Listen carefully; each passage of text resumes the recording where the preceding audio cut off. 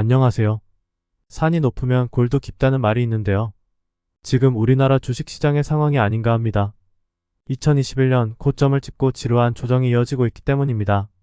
그래서 제가 그렇게 2021년부터 설사가 나올 때까지 그냥 낮잠이나 자라고 2년이 넘도록 떠들었었는데요. 다들 미쳐서 돌격 앞으로 하더라고요. 그 대가를 지금 치르고 있는 거죠. 고점을 회복하기 위해서는 두 가지 조건이 필요하다고 보는데요. 그중 하나는 엄청난 호재입니다. 2021년처럼 모두 미쳐서 묻고 따지지도 않고 돌격 앞으로 하게 만들 호재가 필요합니다. 그리고 또 다른 하나는 매수세입니다. 고점에 물린 물량을 뚫고 상승하려면 엄청난 매수세가 들어와야 합니다. 근데 여기서 하나 알아야 할 것이 있습니다. 시대와 상황에 따라서 주도주가 바뀐다는 거죠. 2021년 주도주였던 것들이 앞으로도 주도주가 된다는 보장이 없다는 겁니다. 따라서 2021년 고점에 물린 분들은 몇 년을 더 기다려야 하거나 평생을 기다려도 고점이 회복되지 않을 수도 있다는 것을 아셔야 합니다. 때문에 무조건 버티는 것만이 최선이 아니라는 겁니다. 사실 장기 투자라는 건 바닥에서 해야 한다는 게 제 생각입니다. 고점에서 하는 건 별 메리트가 없기 때문입니다. 하지만 대부분은 고점에 물린 다음에 장기 투자로 전환하는 경우가 많죠. 원금 손실에 대한 두려움 때문에 말입니다. 이 장기 투자라는 말은 멋지게 들리지만 사실 함정이 있다는 것을 아셔야 합니다. 워렌 버핏은 주식 장기 투자의 대가죠. 하지만 여러분이 모르는 사실이 하나 있습니다. 그는 내재 가치보다 주식이 쌀 때 매수해서 장기 투자를 한다는 겁니다. 일반인들처럼 고점에서 비싼 주식을 매수하고 장기 투자를 하는 게 아니라는 거죠. 그래서 제가 바닥에서 이삭을 줍듯이 모아 가라고 말하는 겁니다. 씨앗을 평지나 평야에 심어야지 산중턱이나 꼭대기에 심으면 되겠습니까? 제가 예전에 우스갯소리로 삼성전자가 5년을 조정할지 10년을 조정할지 알 수 없다고 말했었던 것 같은데요. 최근에 삼성전자를 보면 내년에도 조정을 할 확률이 높아지는 것 같습니다. 코스피 시가총액의 20% 가까이 차지하는 삼성전자가 1년도 안 돼 2배나 올랐다는 건 그만큼 거품이 심했던 것이 아닌가 생각을 하는데요. 여기에 싼 것처럼 보이는 액면 분할의 착시 현상 또한 영향을 미치지 않았나 싶습니다. 사실 액면 분할 전 삼성전자 기준가가 265만원이었습니다. 이걸 2021년 고점 때 액면 분할 전 가격으로 환산하면 삼성전자 한 주의 가격이 대략 400만원 중후반대라고 추측을 합니다. 싸 보이시나요? 액면 분할 후 삼성전자는 싸 보이는 것일 뿐 실제로는 결코 싸지 않다는 겁니다. 제가 예전에 삼성전자 단타를 몇 번 했던 적이 있었는데요. 그때 한 주당 가격이 100만원이 넘었던 걸로 기억을 합니다.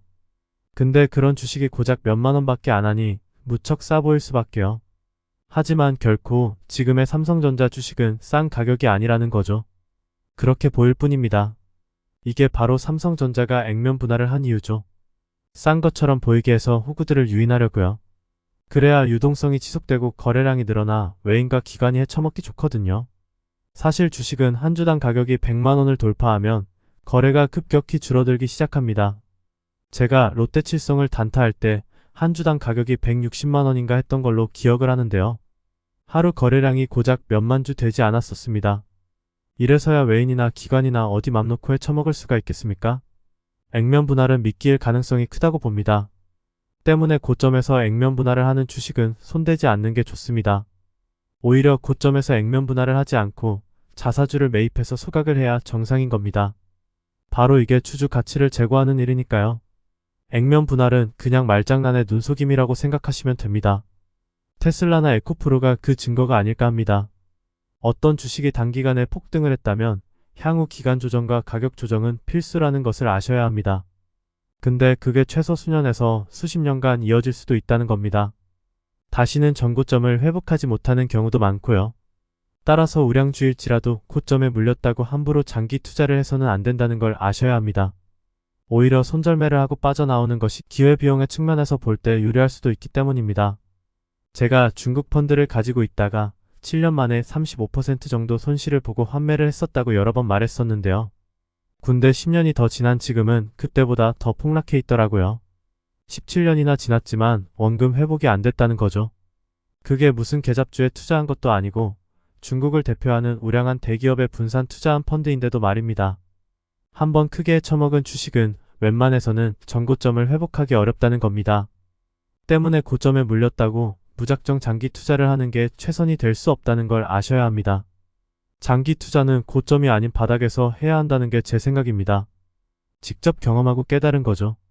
어제 심심풀이로 모델하우스에 찾아갔다가 계약을 하고 1억 원의 돈을 날리게 된 사연을 접했었는데요. 참 기가 차더라고요. 처음엔 호기심에 갔다가 직원의 끈질긴 5시간 설득에 계약을 했다는 겁니다. 그리고 집에 도착해서 실수한 것 같아 계약을 취소하려고 했지만 받아들여지지 않아서 재판까지 갔다고 합니다. 근데 패소해서 위약금까지 1억 원에 가까운 금액을 물어주게 됐다고 하는데요. 처음에 자신은 계약금 1,000만 원 정도만 포기하면 될 줄 알았는데 위약금이 따로 있었던 거죠. 위의 예처럼 계약서에 함부로 사인이나 도장을 찍으면 똥되는 걸 명심하셔야 합니다. 특히 계약서의 내용을 제대로 숙지하지도 않았다면 더욱 말입니다. 이런 경우가 상당히 많은데요. 계약서에 사인이나 도장 찍는 걸 너무 쉽게 생각하기 때문이라고 봅니다. 계약서에 사인이나 도장을 찍기 전까지는 갑이지만 그 후에는 을이 될 확률이 무척 높다는 걸 아셔야 합니다. 특히 계약서에 익숙하지 않은 양식과 어려운 용어 때문에 뭣도 모르고 사인이나 도장을 찍는 경우가 많죠. 그럴 때는 계약서에 바로 사인이나 도장을 찍을 게 아니라 며칠 생각해 보겠다며 계약서 원본이나 사본을 받아서 자리를 옮기세요. 만약 계약서 원본이나 사본을 줄 수 없다고 한다면 계약을 하지 않는 게 좋다고 봅니다. 뭔가 캥기는 게 있을 확률이 높기 때문입니다. 일단 계약서 원본이나 사본을 받았다면 집에서 자신에게 불리한 내용은 없는지 천천히 여러 번 읽어보세요. 뭔가 미심쩍거나 모르는 게 있으면 주변 사람들에게 물어보고요. 아니면 AI의 도움을 받을 수도 있고요. 그래도 답이 안 나오면 그땐 계약서를 가지고 법무사나 변호사를 찾아가서 조언을 구하세요. 비용이라고 해봐야 많이 나온다고 해도 몇십만 원 하지 않을 겁니다. 그걸 아깝다고 생각하시면 절대 안 됩니다. 상대방이 만든 계약서는 기본적으로 여러분에게 불리할 가능성이 큽니다. 어떤 멍청이가 자신에게 불리한 계약서를 만들겠습니까? 그 대표적인 게 보험사 약관이 아닐까 합니다. 수십 페이지 분량의 전문 용어로 빼곡히 적혀 있는데요. 아마 이거 다 읽어본 분들은 거의 없으리라고 봅니다. 또한 읽어봤더라도 정확히 이해하지 못하는 분들이 대부분이지 않았을까 합니다. 그래서 나중에 문제가 생기면 가입자에게 불리한 경우가 많죠. 수십 년 전에 백수보험이라는 연금 상품이 있었는데요. 만기시 높은 금리로 매달 가입자들에게 지급하는 연금 형식의 보험사 상품이었습니다. 근데 정작 만기가 되니까 보험사들은 약관을 들먹이며 높은 금리로 지급할 수 없다고 했죠. 결국은 재판에서 가입자들이 패소했었던 걸로 알고 있는데요. 그런 겁니다. 법은 힘있고 가진 자들의 편이니까요. 안 당하려면 함부로 계약서에 사인이나 도장을 찍어서는 절대 안 됩니다.